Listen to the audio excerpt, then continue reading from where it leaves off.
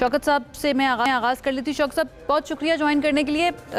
क्या लगता है, आज पोलिंग का वक्त तो हो चुका है ख़त्म, पीटीआई जो ये क्लेम करती आ रही है या फिर इल्ज़ाम लगाती आ रही है लेवल प्लेइंग फील्ड उनको नहीं मिली है, उसके बावजूद क्या अच्छा परफॉर्म कर पाई है पीटीआई? बहुत शुक्रिया। देखिए, इलेक्शन का एक मकसद होता है, वो मकसद तो हमें नजर नहीं आया और ना ही कोई इलेक्शन का कोई तरीकाकार मालूम हुआ।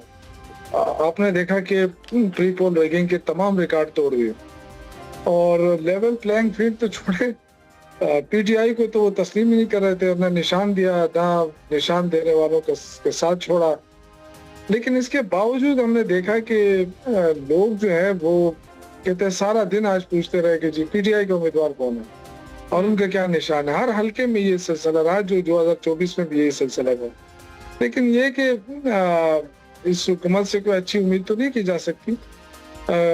सिर्फ हमें नहीं, अगर आप देखें तो पीपल्स पार्टी भी यही कहेगी कि धांधली हुई है, इसलिए कि सारी चीजें नजर आ रही है। पंजाब पुलिस का ले जाना इस हसास तरीन सूबे में, और जब सारी आवाजें उठ रही हैं कि यहाँ रैगिंग होगी, तो मेरा ख्याल है कि पंजाब से पुलिस भेजना जो है ये खुद इस बात की गवाही है कि बड़े पैमाने पे धांधली हो रही है। और मेरे ख्याल से ये गिलगित बल्तिस्तान सूबे नहीं, पाकिस्तान के लिए ये बहुत ही खौफनाक होगा और खतरनाक चीज है, हसास तरीन चीज है कि आप वहाँ के आवाम का मैंडेट चोरी करेंगे। ये यहाँ तक नहीं रुकेगी कि आपने पीटीआई को रोकना है, बल्कि वहाँ के आवाम का मैंडेट चोरी करना जो ये खुद मेरे ख्याल से पाकिस्तान के लिए बेहतर नहीं है, पाकिस्तान के मफाद में भी नहीं है। ये लेवल प्लेइंग फील्ड मिल जाता है, फिर पीपल्स पार्टी जीती, नून लीग जीती या पीटीआई जीती है। ये तो इलेक्शन होता ही इसीलिए कि वो अब ये जो है ना, जिस तरीके से ये इलेक्शन हुआ, कहीं पे नहीं लगा कि इलेक्शन है।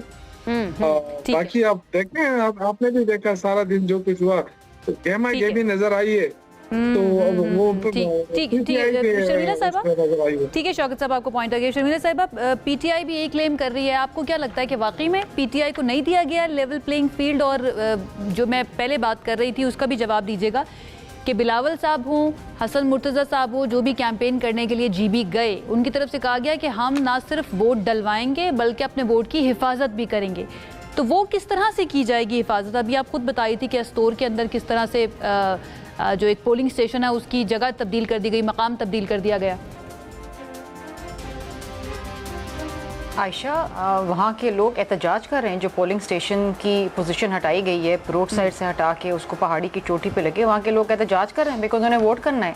अब बात यह है कि जब हमने कहा था कि हमारे लोग इन वोट्स को प्रोटेक्ट करेंगे, तो इसका मतलब ये था कि हमारे लोग वहाँ मौजूद होंगे। हर पोलिंग स्टेशन पर हमारे पीपल्स पार्टी के लोग मौजूद हैं, पोलिंग एजेंट्स हमारे पोलिंग स्टेशन के अंदर मौजूद हैं, जो कि एक इलेक्शन का जो कोड ऑफ कंडक्ट है उसके तहत तमाम सियासी जमातों के पोलिंग एजेंट्स होते हैं।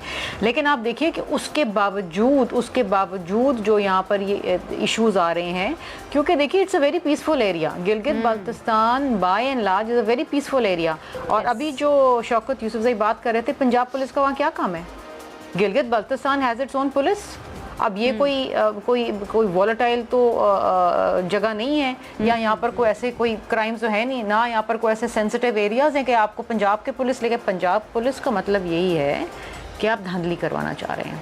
और जिस तरीके से प्री पोल रिगिंग हुई है गिलगित बल्तिस्तान में, उसने अपनी तमाम अगली पिछली मिसालें तोड़ दी हैं। जो एनएचए के पूरा दिन से हम इंतजार कर रहे हैं कि शायद इलेक्शन वो वहाँ पर मौजूद थे और प्रोजेक्ट्स तरफ से भी कोई मौके आएगा। ठीक है शर्मिला, कंटिन्यू कीजिएगा प्लीज।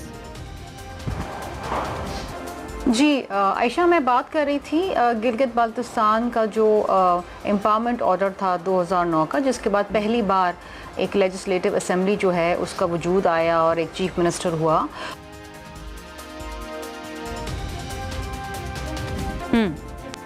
एक मरतबा फिर से राब्ते में कुछ मसला आ रहा है, कोशिश करेंगे कि शर्मिला से एक मरतबा फिर से राब्ता बहाल करने की कोशिश करें। लेकिन 24 हल्के हैं गिलगित बल्तिस्तान के, उन 24 हल्कों के अंदर हमें नज़र आया कि पीपल्स पार्टी के उम्मीदवार भी बड़ी तादाद में मौजूद हैं। अगर हम ओवरऑल बात करें तो मर्द वोटर्स जो हैं टोटल वो 5,06,000 के करीब है, ख़वातीन वोटर्स की तादाद 4,56,000 के करीब है, और 2020 के मुकाबले के अंदर तकरीबन 1,90,000 नए वोटर्स यहाँ पर रजिस्टर हुए हैं, जो कि हमारे यंग वोटर्स हैं। शर्मिला ने हमें ज्वाइन कर लिया है। शर्मिला, मैं सवाल एक मरतबा फिर से कर लेती हूँ क्योंकि कुछ कनेक्टिविटी के अंदर मसला आ रहा है।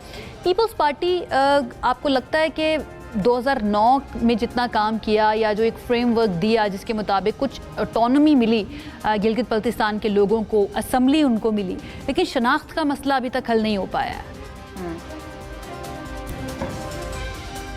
देखिए आयशा, आपको मेरी आवाज़ आ रही है? मुझे आपकी आवाज़ आ रही है, प्लीज़। Okay, thank you. अच्छा, देखें इशू क्या है कि गिलगित बल्तिस्तान के हवाले से हम उसे नथी कर देते हैं ऑक्यूपाइड कश्मीर के साथ, कि हम एक कुछ वहाँ पर एक पॉलिटिकल और कॉन्स्टिट्यूशनल कुछ पैरामीटर्स आ जाते हैं कि हम कहते हैं कि एक साथ ही इसको एक प्रोविंस बनाएं। लेकिन मैं समझती हूँ कि अब इतने सालों बाद वक्त आ गया है कि गिलगित बल्तिस्तान को एक सूबे का दर्जा मिलना चाहिए। उनको NSC अवार्ड के अंदर उनके राइट्स मिलने चाहिए, उनकी फिजिकल स्पेस मिलनी चाहिए। और यही बात बिलावल भुट्टो ज़रदारी साहब, जो ख़ुद तमाम कैंपेन्स में यहाँ पर मौजूद थे, और फर्स्ट लेडी आसिफा भुट्टो ज़रदारी साहिबा मौजूद थी, गिलगित को जो हकीकी शनाख्त अब मिलनी चाहिए as a province and a right in NSC। देखें, उनका जो हक है कि उनके जो कुदरती वसाइल हैं उनके ऊपर उनका हक हो, उनकी जो मादनियात है, वो तमाम चीज़ें हैं, the local people should be given, उसके ऊपर उनका एक हक होना चाहिए। और मैं समझती हूँ ये सबसे बड़ी जो एक ख्वाहिश या डिमांड और जो उनका राइट है, वो गिलगित बल्तिस्तान के लोग उस पर बात करते हैं। 2009 के बाद जो एम्पावरमेंट हुई थी, जिसके बाद एक लेजिस्लेटिव असेंबली आई, उसके बाद अब तक किसी और जमात ने कोई खातिर खा काम नहीं किया। 2009 में पीपल्स पार्टी की गवर्नमेंट थी, सदर जरदारी साहब पहली उनकी सदारत का एक टेन्योर था और उन्होंने एम्पावरमेंट ऑर्डर जारी किया। लेकिन अब मैं समझती हूँ कि हमने जो कैंपेन्स देखी यहाँ पर, जो मुख्तलिफ सियासी जमातों की जानिब से थी, उसके अंदर बहुत सारी बातें की गई, बड़े बड़े प्रोजेक्ट्स अनाउंस किए गए। लेकिन अजीब सी बात यह है कि ये प्रोजेक्ट्स पहले उन जमातों को जब मौका मिला तो उन्होंने कभी अनाउंस नहीं किए। यहाँ पर जो इस वक्त कम्युनिटीज़ हैं, एक तो ट्राइबल क्लैंस भी हैं और उनका बड़ा लोकल लोगों का बड़ा इन्फ्लुएंस होता है। आपने जो पहला एक सवाल किया था वो बड़ा इंटरेस्टिंग था कि ख़वातीन यहाँ से क्यों नहीं जीतती हैं। एक तो ख़वातीन रिवायती तौर पर बिल्कुल बाहर निकलती हैं वोट देने के लिए, लेकिन चूँकि पहाड़ी इलाका है, दूर दराज जाना पड़ता है कैंपेन के लिए, ख़वातीन आज भी थोड़ा सा इन सिनेरियोज़ के अंदर थोड़ा सा हिचकिचाती हैं। दूसरी अहम चीज़ ये है कि पॉलिटिकल पार्टीज़ को ज़्यादा से ज़्यादा ख़वातीन को आगे लेके आना पड़ता है, लेकिन क्योंकि यहाँ पर एक ट्राइबल, एक क्लैन की एक इन्फ्लुएंस होती है, तो वहाँ पर जो विनिंग कैंडिडेट्स होते हैं वही बार बार आए जाते हैं, वो अक्सर मर्द होते हैं। अब इशू ये है कि देखिए, इस वक्त गिलगित बल्तिस्तान में 20 से 22 घंटे जो है वो लोड शेडिंग हो रही है। अब तो बेसिक नेसेसिटीज़ की बात आ गई है ना, वो वहाँ पर इश्यूज़ आ रहे हैं, जो इस वक्त लोग बेचारे वहाँ बैठ के ये कहते हैं कि जी हमें पूरे 24 घंटे में 1 घंटे बिजली मिलती है, हमें कम से कम 5-6 घंटे बिजली दे दो। ये उन बेचारों की डिमांड है। These are basic necessities of life जो उनको मिलनी चाहिए। अच्छा, मसला ये होता है कि आज भी गिलगित बल्तिस्तान के लोग, जो कि हालांकि 24 सीटें इनकी जनरल इलेक्शंस की हैं, लेकिन टोटल मिला के रिजर्व सीट वगैरह 33 हो जाती हैं, 33, उनके फंड्स आना, उनके मेगा प्रोजेक्ट्स आना, या तमाम जो चीज़ें, वो अभी तक वफाक के ऊपर डिपेंडेंट हैं। इसलिए हम अक्सर देखते हैं कि जो जमात फेडरल गवर्नमेंट बनाती है, रुझान उसी तरफ होता है।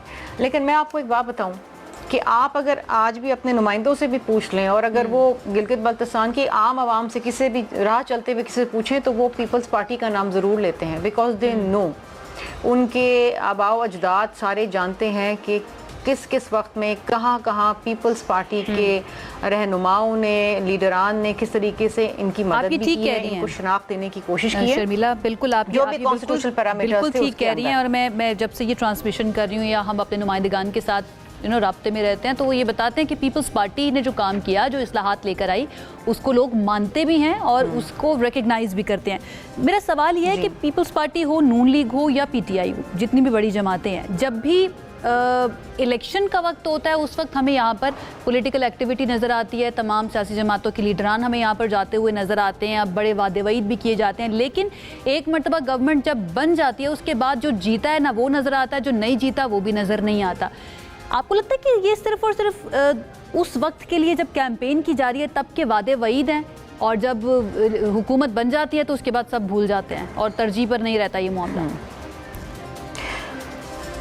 आयशा, मैं दीगर जमातों के बारे में तो नहीं कह सकती, वो तो उनका हाल बाकी जगहों पे भी ऐसा ही है कि एक दफ़ा इलेक्शन जीत गए तो ना वो पार्लियामान में आते हैं और ना वो ग्राउंड पे नज़र आते हैं। लेकिन पीपल्स पार्टी ऐसी नहीं है। अब आपको मैंने बताया, और मैं at the cost of repeating my self मैं ये कहूँगी कि जब पीपल्स पार्टी की गवर्नमेंट थी 2009 में, तो पीपल्स पार्टी ने एम्पावरमेंट ऑर्डर जारी किया सदर जरदारी साहब ने, और एक legislative assembly I. I think that was the biggest constitutional empowerment अभी तक जो गिलगित बाल्टिस्तान के लोगों को मिली है। और हम आज भी ये कहते हैं कि वहाँ पर रोड्स का नेटवर्क, वहाँ पर सबसे इंपॉर्टेंट चीज़ है वहाँ के जो कुदरती वसाइल हैं, वहाँ की जो मादनियात है, उन पे इनका राइट होना चाहिए। This is a very very rich province, और यहाँ के लोग बड़े समझदार, घुयूर, लिटरेट लोग हैं जो सोच समझ के वोट देते हैं। और आप देखें, they will not be swayed by फलां प्रोजेक्ट आपने अनाउंस कर दिया एंड ऑफ द डे पे आके 2 दिन पहले। वो जानते हैं कि रिवायती तौर पे किस जमात ने किस किस तरीके से उनको शनाख्त देने की कोशिश की, जो भी आईनी मजबूरियां हैं या जो कंस्ट्रेंट्स हैं आपकी। अब बात क्या है कि इलेक्शन चोरी भी हो जाते हैं। पिछली दफ़ा पीपल्स पार्टी जो है, उनकी जो सीटें थी, वो एक सीट जो थी, जो मैं आपको बताऊं, और बहुत ही इंटरेस्टिंग सीट थी, GBA 2, वो सिर्फ 4 वोटों से पीपल्स पार्टी को हराया गया उस सीट पे। सिर्फ 4 वोट इज़ नथिंग, उनको हराया गया। इसी तरीके से अगर आप देखें कि अस्तोर और गिज़र के अंदर इंतहाई कॉम्पिटिटिव कंटेस्ट रहा, इंतहाई कॉम्पिटिटिव, और बाकी स्कर्दू और शिगर के अंदर अब हम पीपल्स पार्टी को दूसरे नंबर पे ले आए, हालांकि पीपल्स पार्टी जीत रही थी। और मैं समझती हूँ कि इस दफ़ा जो चेयरमैन साहब वहाँ बैठे हैं, और चेयरमैन साहब ने वो बातें की हैं जो गिलगित बल्तिस्तान के लोगों की दिल की दरीना आवाज़ है, जो उनकी ख्वाहिशात हैं। एंड हम पीपल्स पार्टी की तरफ से हमेशा, क्योंकि हम believe in empowering the people, हम हमेशा कहते हैं कि ताकत का सरचश्मा अवाम है। तो हम कहते हैं और करके दिखाते हैं। जब हमने 18वीं तरमीम लेकर आए तो हम कहते थे कि हमने लोगों को एम्पावर करना है। मैं एक सवाल आपके सामने रखूंगी, तो मैं समझती हूँ कि आज अगर फ्री एंड फेयर इलेक्शन हो जाते हैं, इलेक्शन चोरी नहीं होता, तो Peoples Party will sweep the election.